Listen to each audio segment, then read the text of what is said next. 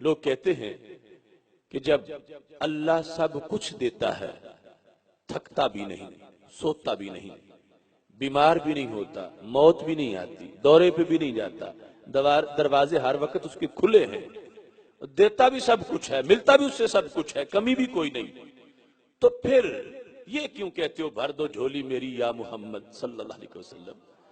یا تو اس کے پاس کوئی کمی ہو تو پھر کہیں اور جاؤ، یا کبھی دروازہ بند ہوتا ہو تو پھر جاؤ، ہر وقت اس کا دروازہ کھلا ہے اور تم مانتے بھی ہو کھلا ہے، حی قیوم ہے، ازلی ہے، ابدی ہے، دائمی ہے، نہ سوتا ہے، نہ دورے پہ جاتا ہے، نہ تھکتا ہے، نہ بیمار ہوتا ہے۔ جب سب کچھ ملتا ہے تو پھر داتا صاحب کیا لینے جاتے؟ پھر یا غوث اعظم کیوں کہتے ہو؟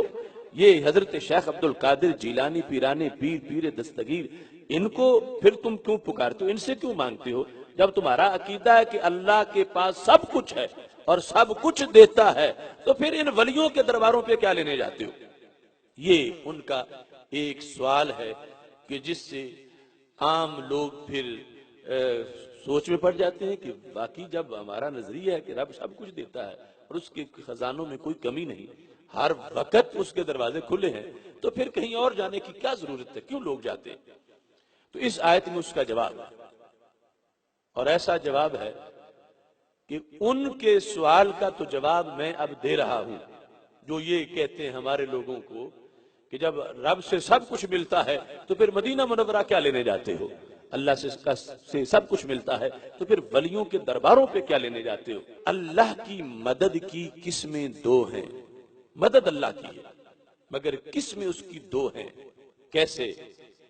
کبھی تو واسطے کے بغیر آتی ہے اور کبھی واسطے کے ساتھ آتی ہے۔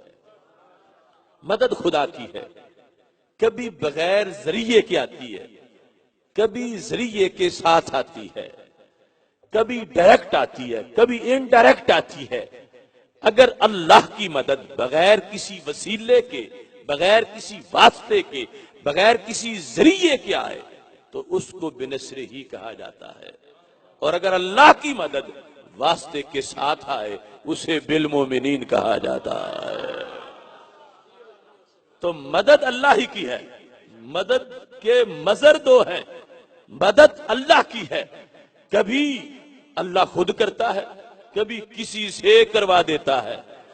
اگر یہ بالمومنین میں اگر اللہ کے غیر کی مدد ہوتی تو کوئی اعتراض کرتا کہ بنصر ہی میں سب کچھ آ گیا ہے، اب بالمومنین کی طرف کیوں جاتے ہو؟